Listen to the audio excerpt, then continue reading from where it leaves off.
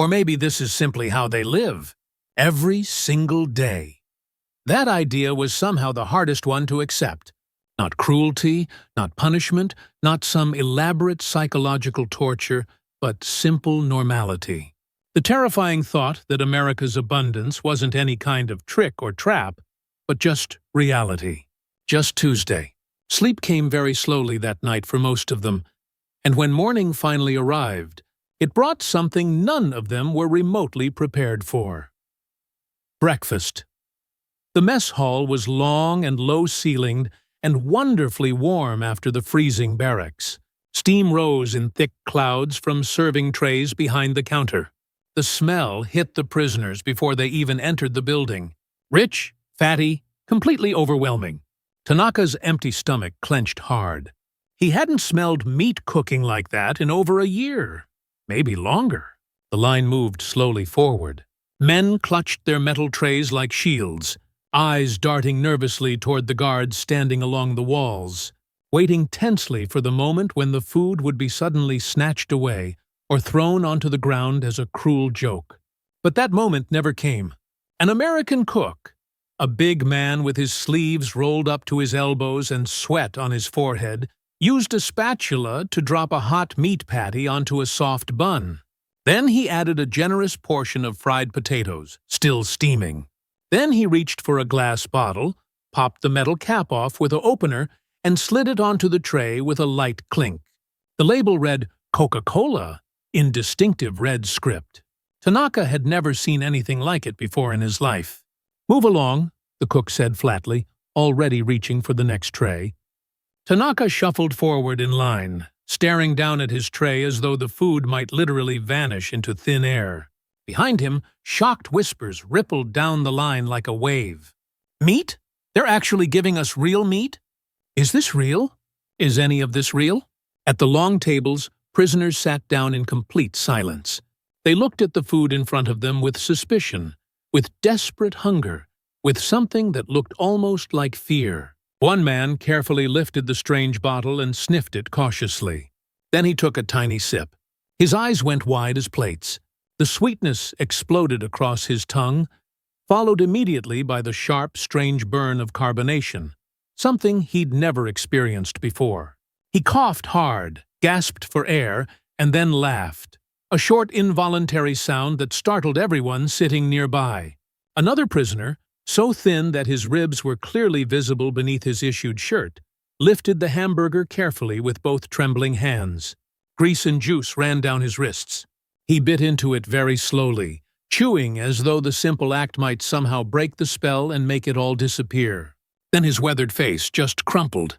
He lowered his head, shoulders shaking violently as he wept. "Are you okay?" the man sitting next to him asked quietly. The thin man swallowed hard, fighting for control. "I had completely forgotten," he whispered. "The taste of fat." Across the mess hall, two prisoners sat close together, debating in urgent, low voices.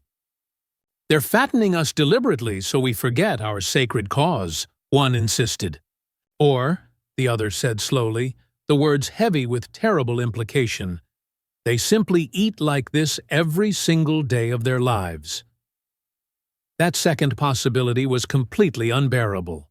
The crushing idea that this wasn't some special feast, wasn't propaganda theater, wasn't an elaborate trick, but just Tuesday lunch in America. Just normal. Tanaka took his first bite of the hamburger. The flavor absolutely overwhelmed his senses. Salt, rich grease, the char from the grill. He closed his eyes for a long moment. Suddenly, he was back in Tokyo before the war started, eating yakitori from a street vendor on a warm summer evening, laughing with friends. But that precious memory dissolved almost instantly. This was something completely different. Heavier, more filling, richer than anything he'd eaten in 2 full years of war. He lifted the Coca-Cola bottle and drank. The intense sweetness actually made his teeth ache, and he thought about his mother, probably boiling weeds and grass right now just to have something, anything, in her stomach. He thought about his younger brother, if he was even still alive out there somewhere, and he thought about the shame, the deep, crawling shame that was worse than any physical pain, the shame of eating better as a prisoner of war than he'd ever eaten as a loyal soldier of the emperor. All around him, other men wept quietly into their hands. Some hid their faces completely. Others just stared blankly at the walls, trying desperately to process what had just happened to them. The American guards barely noticed anything unusual. To them, this was completely routine. They ate the exact same hamburgers, drank the exact same Coca-Cola, and thought absolutely nothing of it. For them, feeding prisoners properly was just procedure, just following the rules. But for the prisoners, it was an earthquake that shook everything they thought they knew about the world. When the meal finally ended, trays were collected and cleaned. Men filed slowly back to their barracks in heavy silence, each lost in his own thoughts. That night, lying in the darkness, Tanaka heard a quiet voice from somewhere across the room cut through the silence. "What do you think your family is eating tonight, right now, this very moment?" Nobody answered, just the sound of breathing and the cold wind scraping and howling against the thin barracks walls. Days slowly became weeks. The routine settled in like layers of snow. Wake up to the morning bell, stand for roll call, march to work details, break for lunch, return to work, evening dinner, time for letters home, lights out, sleep. Tanaka was assigned to a crew that cleared heavy snow from the roads outside the camp perimeter. The work was cold and steady, but it wasn't punishing or cruel. At the end of each week, he was actually paid in special camp coupons. With those coupons, he could buy toiletries, writing paper, pencils, even chocolate bars from the canteen. The very first time he held a chocolate bar in his hands, they shook uncontrollably. In Japan, chocolate was considered medicine, a rare luxury for the desperately sick. Here in America, it was sold as casually as bread. He broke off a single small piece and let it melt slowly on his tongue, savoring every second. The sweetness was almost painful in its intensity. He wrapped the rest very carefully and saved it, though he honestly didn't know why. Maybe just to prove to himself it was real. English classes were offered in the evenings for anyone interested. A few prisoners attended, mostly out of boredom. Tanaka was one of them. He repeated simple words slowly and carefully after the American teacher. Bread, table, window, family. That last word, family, stuck hard in his throat. He hadn't received a single letter from home yet. He didn't know if his mother was still alive. He didn't know if Hiroshima was still standing or if it had been burned to the ground. December 3rd, 1944, Camp McCoy, Wisconsin. The train doors groaned open and freezing air rushed in like a knife. Japanese prisoners of war stepped down onto frozen ground, blinking hard against the pale winter sunlight. Their uniforms hung in shreds. Their faces were hollow, cheekbones sharp, eyes sunken deep into their skulls, lips cracked and bleeding from weeks of hunger and the long journey across the ocean. From the moment they'd put on their uniforms, they'd been told the same thing over and over. If you're captured, expect torture, starvation, humiliation beyond imagination. They expected violence. They expected cruelty. But instead, as they stood there shivering on that frozen Wisconsin ground, they smelled something completely unexpected. Something rich and warm and impossibly foreign. Smoke curled up from kitchen chimneys. The scent of cooking meat and frying oil drifted across the snow-covered camp. One soldier leaned close to another and whispered, his voice barely audible, "This has to be the trap."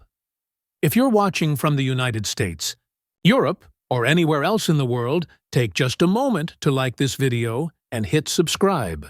History like this, raw and human and absolutely true, deserves to be remembered and shared. Drop a comment below and tell us where you're watching from. These stories matter because they remind us that even in the darkest moments of war, humanity somehow finds a way to break through the hatred. The prisoners stood in formation, trembling, and it wasn't just from the bitter cold. It was fear. It was confusion. It was the weight of everything they'd been taught crashing against what they were actually seeing. They'd been told that Americans were barbarians, that the enemy would strip them of their dignity, starve them slowly, mock them until death felt like mercy. But as they looked around Camp McCoy, really looked at it, they saw orderly barracks standing in neat rows, Red Cross officials walking around with clipboards, guards who shouted commands but didn't strike anyone, didn't even raise their hands, and a question began to form in their chests. Quiet at first, but growing louder, more unbearable with each passing second. What if everything they'd been told was a complete lie? And standing there on foreign soil with the smell of actual food in the air and no blows falling on their backs, they began to realize something far more terrifying than any cruelty could have been. Their enemy lived in a completely different world, a world they couldn't even comprehend. The war in the Pacific had been brutal beyond any measure. By late 1944, Japan's supply lines were completely collapsing. Soldiers on distant islands were surviving on handfuls of rice if they were lucky. Sometimes tree bark when they weren't. Sometimes absolutely nothing at all. Starvation wasn't an exception. It was standard operating procedure. Men fought battles with their bellies swollen from hunger, teeth loose and falling out of their diseased gums, skin stretched so tight over their bones you could count every rib. Meanwhile, the United States was producing food, fuel, weapons, and equipment on a scale that Japan literally couldn't comprehend. In 1944 alone, America manufactured over 96,000 aircraft. Japan, using every factory and every worker they had, produced fewer than 30,000. American factories were turning out Liberty cargo ships faster than German submarines could possibly sink them. The arsenal of democracy wasn't just propaganda or patriotic slogans. It was real. It was steel and oil and grain measured in millions of tons, rolling off assembly lines 24 hours a day. But none of those statistics, none of those massive numbers mattered to the men stepping off that train at Camp McCoy. They only knew what they'd lived through personally. Constant hunger, endless bombing raids, retreat after retreat after retreat, and finally the crushing shame of surrender, the ultimate disgrace in their culture. Sergeant Hideo Tanaka, thin as a skeleton, silent, only 23 years old but looking 40, had been captured on Saipan after hiding in a cave for 2 solid weeks. He'd eaten nothing but roots he dug from the dirt, and whatever rainwater he could collect in his hands. When American soldiers finally found him, he'd expected immediate execution. He'd actually hoped for it. Instead, they'd bandaged his infected wounds and put him on a ship heading east. The voyage across the Pacific had been long, cramped, and absolutely terrifying.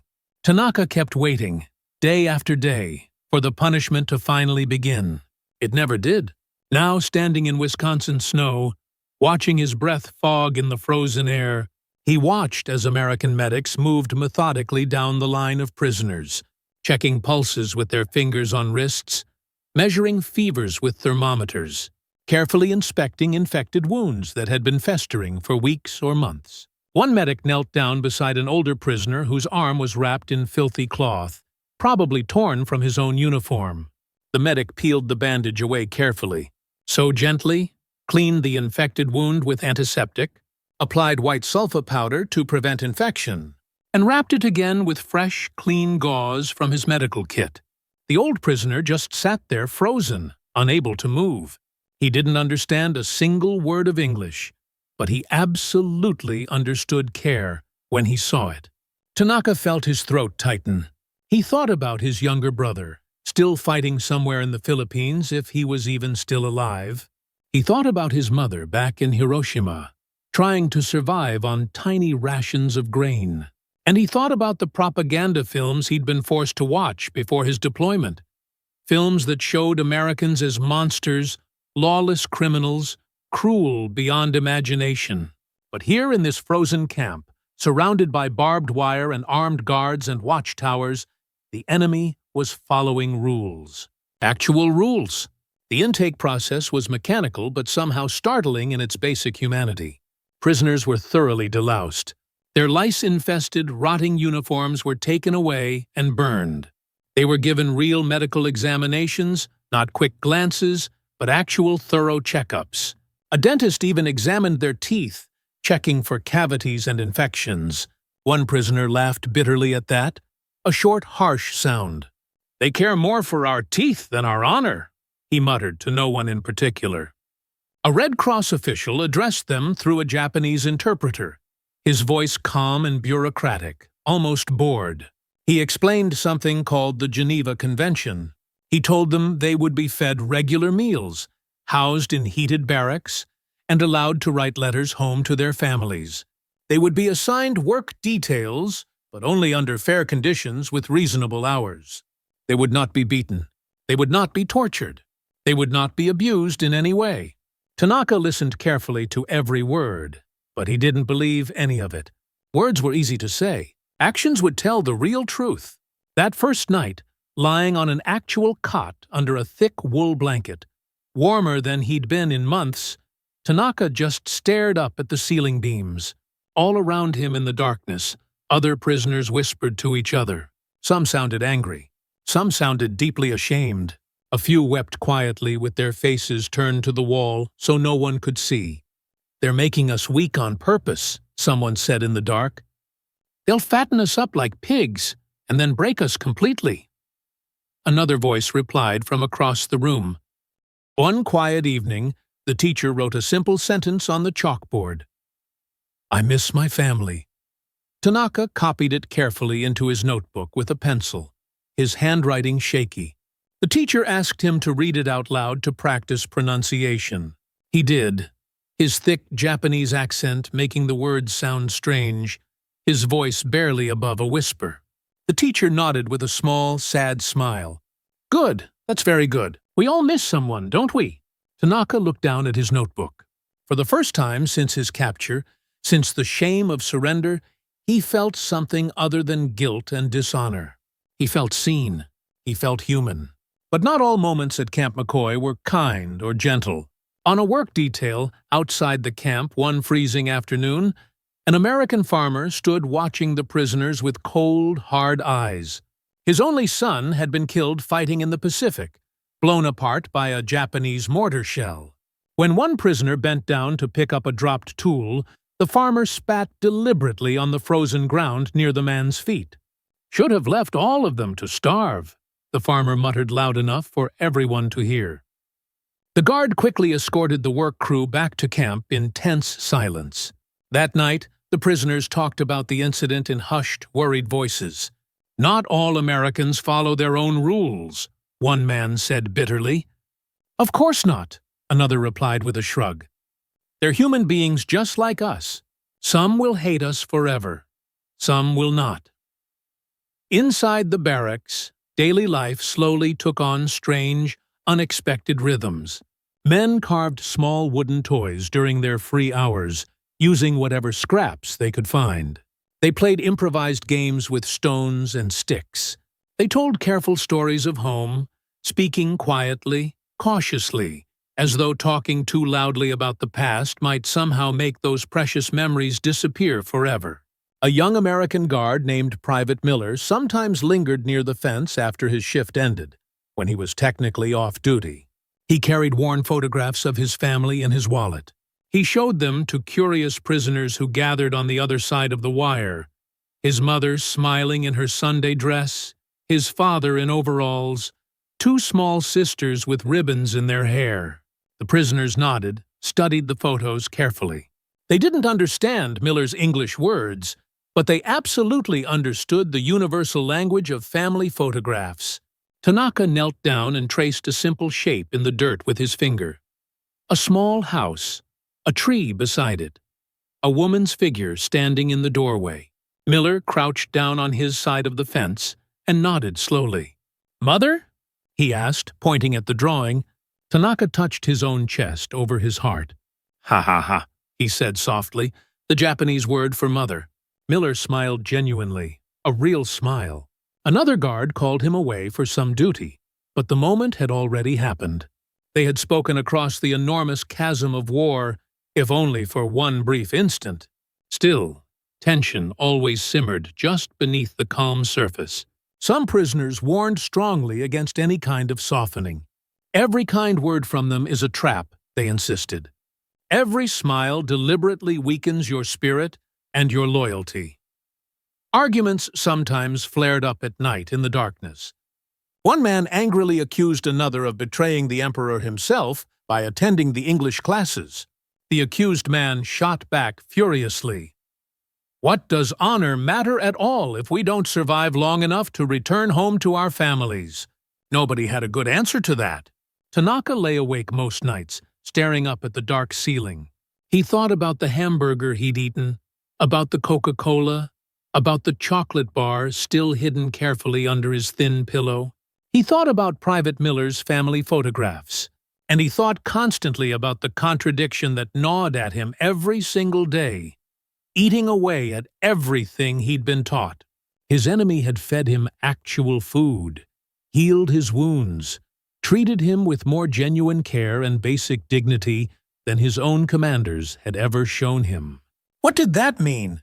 What was he supposed to do with that knowledge? He honestly didn't know.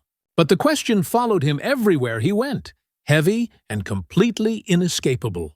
By the spring of 1945, disturbing rumors began filtering into the camp through new arrivals and whispered conversations. Tokyo was burning.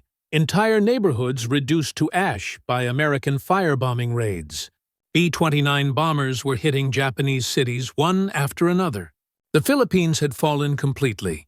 Okinawa was under massive siege. The prisoners gathered in tight, worried circles, whispering the terrible news like desperate prayers. Some still clung hard to hope. "Japan will never surrender," they insisted with fierce pride. "We will fight to the very last man standing." But others had quietly stopped believing in victory. Tanaka was one of them. He'd seen glimpses of the American factories from the train window during transport. He'd eaten their abundant food, worn their mass-produced clothes, watched their supply trucks roll steadily through camp every single day without fail. Never late, never short. He'd done the math in his head, not with numbers or statistics, but with his own senses and observations. This nation didn't know hunger. It didn't ration or scrape by or make do. It overflowed with everything. One afternoon during a routine work detail, Tanaka stood beside an American military truck loaded with wooden crates of Coca-Cola. Thousands of bottles packed carefully in ice, heading to military bases scattered all across the Midwest. He just stared at them, his mind trying to calculate. If America could casually afford to give carbonated soda to prisoners of war, what did that say about the larger war? What did that say about Japan's chances? A guard noticed him staring and walked over. "Crazy, huh?" the guard said with a laugh. "We got enough Coke in this country to drown the whole damn Pacific Ocean." Tanaka didn't understand the English words, but he completely understood the tone in the man's voice. Casual, confident, abundant. That night, alone with his thoughts, he wrote carefully in his secret notebook, "I used to believe Japan was the center of the entire world. Now I can see clearly that we are only one small island." He hid the notebook under his mattress. If anyone ever found it and read those words, he'd be called a traitor. Maybe worse. Then in August, the news finally came. Hiroshima, Nagasaki, atomic bombs, unconditional surrender. The camp fell into shocked, heavy silence. Men sat on their bunks staring at absolutely nothing, their minds unable to process it. Some wept openly. Others clenched their fists until their knuckles turned white, shaking with rage or grief or both, or something beyond words. Tanaka felt only complete numbness spreading through his body. His mother had been living in Hiroshima. He would never know now if she'd survived that first terrible blast. The American guards didn't celebrate victory or cheer. They simply continued the daily routine without change. Meals at the usual times, roll calls, work details. The steadiness of it was somehow unbearable. Several weeks later, preparations for repatriation back to Japan finally began. Red Cross officials distributed clean uniforms to replace the worn ones. Medical checks were conducted one final time. Lists of names were carefully made and checked. The day of departure arrived quietly, without ceremony. Prisoners filed slowly out of the barracks, carrying small bundles of their few possessions. Some clutched wooden carvings they'd made during the long months. Others held letters they'd written but never managed to send home. As Tanaka passed through the main gates of Camp McCoy for the very last time, he glanced back over his shoulder. The barracks standing in rows, the mess hall where he'd eaten that first impossible meal, the guard tower where Private Miller used to stand during his shifts. He felt no fondness, no affection for this place. But he felt something he couldn't quite name. Confusion, maybe. Gratitude mixed with shame. He'd expected deliberate cruelty. Instead, he'd received hamburgers and chocolate and medical care. The journey back home across the Pacific was long and cramped. The ship was overcrowded with returning prisoners, men huddled together in the hold, mostly silent, each wondering privately what awaited them in the Japan they'd left behind. When Tanaka finally stepped off the ship onto Japanese soil, the world he remembered was completely gone. Cities were nothing but ash and rubble. Families were scattered or dead. Hunger was somehow even worse than during the war. His mother had not survived the atomic bomb. He learned that terrible fact from a neighbor just 3 days after his return, standing in the ruins of what had once been his childhood street. For weeks after that, Tanaka did not speak to anyone. He simply worked in the rubble like a machine, clearing debris, rebuilding walls that kept falling down, trying not to think or feel. At night, he lay on a thin straw mat in a damaged building and stared at the ceiling just like he'd done in Wisconsin, half a world away. One evening, a small child approached him timidly while he was resting. The boy was desperately thin, eyes too large for his hungry face. He held out a small, dirty hand. "Do you have any food, mister? Anything at all?" Tanaka reached slowly into his coat pocket. He still had one piece of chocolate carefully saved from the camp canteen all those months ago. He'd carried it across the entire Pacific Ocean in his pocket. He honestly didn't know why he'd kept it. He unwrapped it slowly, almost reverently, and placed it gently in the boy's small palm. The child's eyes went wide with shock and joy. He bit into it carefully, letting the sweetness spread across his tongue, savoring every molecule, and smiled for the first time in probably months. Tanaka watched him eat it, and for the first time, since his return to this ruined country, he felt something other than crushing emptiness. He felt a tiny spark of something almost like hope. Many years later, when his own son was old enough to ask questions, when the boy asked him about the war, Tanaka spoke very carefully, choosing each word. He did not mention the desperate battles. He did not mention the shame of surrender or the humiliation of capture. He spoke only of the food. "I learned something in America," he said quietly, staring at nothing. "I learned that kindness is so much harder to carry than cruelty. Cruelty you can fight against. You can hate it, resist it, define yourself against it. But kindness? Real kindness from your enemy? That you have to remember forever. That changes you." His son didn't understand what his father meant, but Tanaka did not try to explain further. Some truths simply cannot be taught with words. They must be tasted, lived, carried in your bones. The legacy of Camp McCoy and camps like it scattered across America is not found in military strategy or battlefield victory. It's found in those quiet, deeply disorienting moments when simple food, basic warmth, and ordinary order collided head-on with fear and loyalty and everything these men had been taught. The prisoners who eventually returned to Japan carried those memories like scars burned into their souls. Some spoke of them very cautiously years later, their voices trembling somewhere between guilt and gratitude. Others buried them deep, sealed forever behind silence and pride. But absolutely none of them forgot. Because in the end, war strips men of everything. It takes rank, reason, dignity, hope, everything. But it cannot erase the quiet power of small acts of humanity. A hamburger shared across enemy lines. A bottle of Coca-Cola passed through a trembling, disbelieving hand. A young guard showing faded photographs of his family to men who were supposed to be monsters.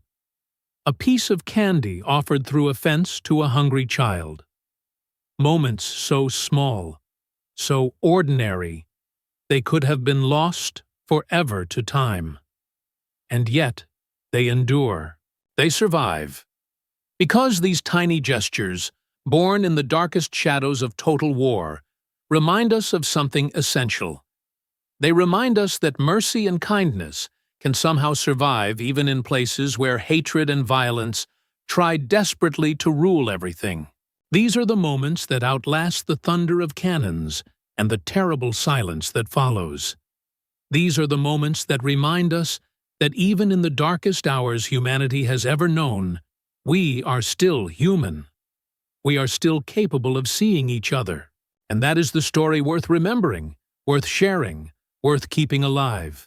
If this story moved you even a little bit, hit that subscribe button for more true accounts from World War II. History like this absolutely deserves to be told, shared widely, and never forgotten. Drop a comment below and let us know where in the world you're watching from. These voices from the past still speak clearly across the decades, and they always will.